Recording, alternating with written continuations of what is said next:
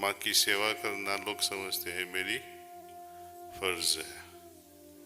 फर्ज को समझ के आप काम करोगे, माँ का पाँव दबाओगे, तो उससे बेहतर होगा आप नहीं दबाओ।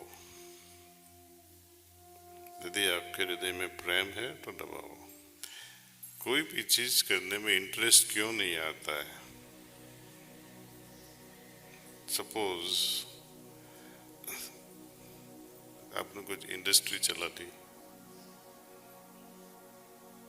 प्रॉफिट नहीं आया तो इंटरेस्ट नहीं आएगा, चलो कि दूसरा धंधा करते हैं। सब जगह ऐसे डेफिसिट रहता है तो मन नहीं लगता है। तो सोचना चाहिए मैं किस ढंग से काम कर रहा हूँ। जिनको शौक है, कर्मयोगी जो है, जैसे माँ, कभी कभी हेडेक होता है तभी उनका मुंह मुरझा हुआ होता है, नहीं तो खुशी से खाना खिलाती है, बनाती है, सब कुछ करती है। वो कभी बोलती नहीं है कि मेरा मूड नहीं है आज। आजकल तो लेडीज ऐसा ही बोलती है, आज मूड नहीं है मेरा, बाहर खा के आइए और साथ साथ ले भी आइए मेरे लिए।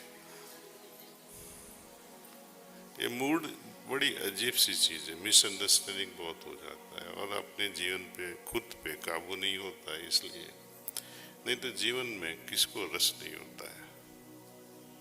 जब जीवन नहीं होने वाला होता है, जब 5 मिनट के आप मरने वाले होते हो, तब रस जागने लगेंगे सब।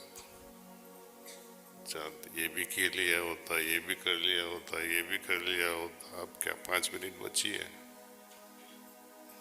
तो जो भी करें इंटरेस्ट से करें। इंटरेस्ट रसपद नहीं होते हैं तो प्रार्थना करें ईश्वर से कि मुझसे नहीं हो पाता है, प्लीज हेल्प मी। तो मदद के लिए प्रार्थना करनी चाहिए। और जो भी हम काम कर रहे हैं उसमें दिलचस्पी रखनी है। कर्म तो एक नियम है, ईश्वर भी कर्म के बिना रुक नहीं सकते। गीता में भी श्री कृष्ण कहते हैं, एक क्षण के लिए भी काम से दूर नहीं हो सकता, कर्म से। तो कर्म तो करना ही पड़ेगा। और कैसा कर्म?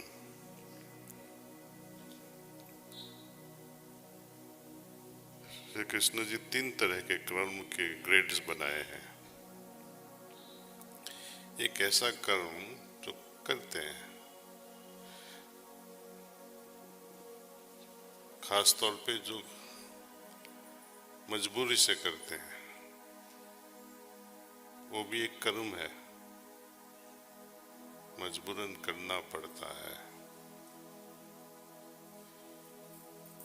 दूसरा, जहां हम ये भावना भी नहीं, वो भावना भी नहीं, करते रहते हैं बिकॉज हम समझ बैठे मेरा फर्ज है, ड्यूटी है।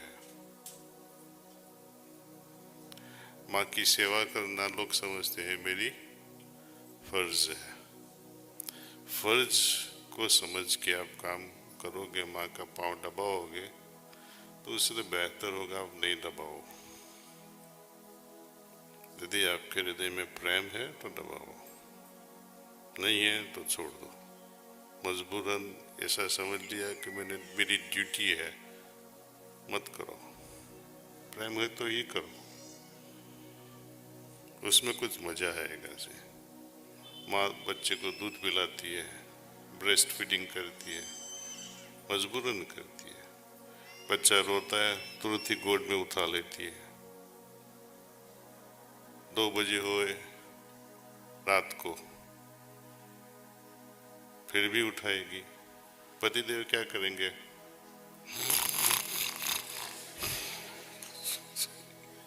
और भूल से कभी माँ बीमार हो और दूध की बोतल गरम करनी पड़े माइक्रोवेव में, इतना ही करना है और थोड़ा ठंडा करके उसको बेटे को पिलाना है, तो डायरी में लिखेंगे 5 अप्रैल 2023, My wife is not well, unfortunately. I had to wake up at 2 o'clock in the morning. My son was crying. I got up, warmed up the milk, and I had to feed him. That disturbed my sleep, and I went late to my work. लिख देंगे और सुबह बीबी को बताएंगे भी देख मैंने ये किया। कर्म तो किया उन्होंने, लेकिन सब में फर्क है। कर्म ऐसे करना है कि जो अकर्म हो जाए, करे लेकिन उसका असर मन पे नहीं हुए, किया न किए का भी हमें पता ही नहीं चले। जैसे हम सांस लेते हैं, कोई पूछता है मैं सांस लेता हूँ या नहीं लेता हूँ, क्या पूछने की जरूरत है? माँ को पूछ तुमने दूध पिलाया कि नहीं? अरे तू क्यों पूछती है? जब चाहिए मिल जाता है तो एकदम ऑटोमेटिक हो जाता है, जिसकी वजह से बाबूजी कहते हैं हमारा जीवन और खास करके हमारी प्रैक्टिस, हमारी साधना, तपस्या ऑटोमेटिक हो जानी चाहिए। जो हम ध्यान करते हैं सुबह शाम ध्यान सफाई ध्यान सफाई ध्यान सफाई, ये हमारा स्वभाव बन जाना चाहिए। ध्यान एक स्वभाव बन जाना चाहिए, ध्यानमयी बन जाना चाहिए। और दूसरे दिन जब ध्यान करते तो ध्यानमयी की हालत और आगे बढ़ जाती है, तो हालत जैसे जैसे और डेप्थ में चली जाती है और गहराइयों में जाती है, तो उतनी गहराइयों में भी अपना जीवन का स्वभाव बन जाता है, गहराई से स्वभाव बन जाता है एकदम ऊंडा। जिनको इनका फाउंडेशन इतना स्ट्रांग रहता है, सर्कमस्टेंसेस उसको डिस्ट्रॉय नहीं कर पाते हैं, पहाड़ की जैसे खड़े हो जाते हैं। छोटी सी हेडेक हुई या कुछ भी हुआ, स्ट्राइक घर में झगड़ा काहे को। तो कर्म, विकर्म और अकर्म, मन नहीं लगता है वो लोअर वर्क हो गया। बाद में कर्म करे न करे कुछ फर्क नहीं पड़ता है। नेक्स्ट विकर्म, विशिष्ट कर्म, जिसमें हमारा थोड़ा लगाव से काम कर दिया, प्रेम से किया। द हाईएस्ट किया न की कि पता ही नहीं है हमें, जिससे कभी भी संस्कार नहीं बन सकते हैं। इसलिए बाबूजी ने बड़ी इंटेलिजेंस से सतत स्मरण के बारे में लिखा है कि ऐसे सोचो कि मालिक ही काम कर रहे हैं, तो काम पे कैसा असर होगा? आप खुद मालिक बन जाते हो, अंदर से वही काम कर रहे हैं। उस समय का भाव देखो आप। दूसरा एटीट्यूड, मनोभाव ऐसा हो कि मैं उनके लिए कर रहा हूँ, ईश्वर के लिए कर रहा हूँ, जिनके लिए मेरा सब कुछ है, वही मेरे जीवन का केंद्र है, वही मेरे जीवन का सब कुछ है। तो उस समय की मनोभावना से जब हम ऐसे मनोभाव से काम करते हैं, तो काम का आप देखो अपने जो उस समय के कर्म है उसकी क्वालिटी कैसे होएगी।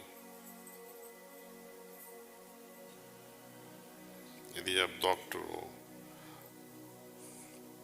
पेशेंट है सामने, ईश्वर कर रहे हैं या ईश्वर करवा रहे हैं या ईश्वर के लिए कर रहा हूं, लेकिन सोचेंगे चलो ये अच्छा बकरा मिल गया, उसकी एक किडनी भी निकाल लेंगे हम, होता है ना। तो ऐसे डॉक्टर डाकू बन जाते हैं, लुटेरा हो जाते हैं। और अब भक्ति भाव से भी कर सकते हो। तो एक कर्म में भी भक्ति आ जाती है, तो संन्यास लेने की जरूरत नहीं पड़ती है। यदि हम कर्म में भी भक्ति भाव ला देवे तो सब कुछ हो जाता है।